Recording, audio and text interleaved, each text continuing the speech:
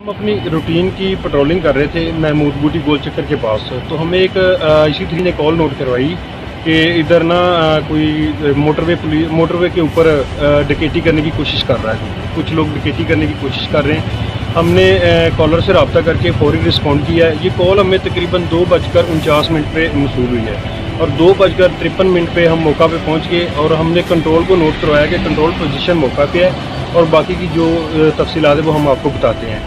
तो उधर जब गाड़ी के अंदर लाइट मारने से हमें गाड़ी के अंदर कुछ नहीं मिला, कोई फैमिली नहीं थी उधर।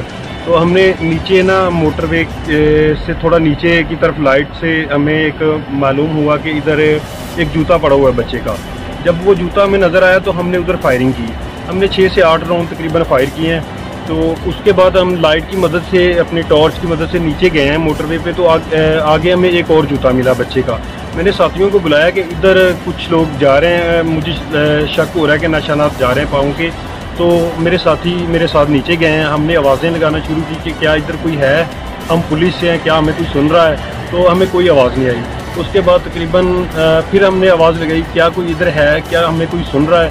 तो हमें एक आवाज़ सुनाई दी, भाई। तो मैंने अपने साथियों को बताया कि इधर हमें कोई आवाज़ सुनाई दी है।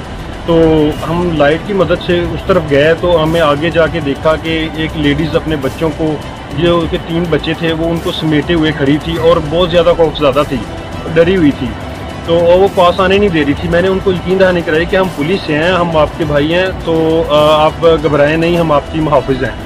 लेकिन फिर भी उन्होंने हमारी बात नहीं सुनी, वो पास नहीं आने दे रही थी। तो उसके बाद फिर हम उसके पास गए हैं। उनको अपना मतलब वायरलेस सेट उन्होंने देखा तो उसने यकीन किया। तो फिर उन्होंने बच्चे हमारे हैंड ओवर किए।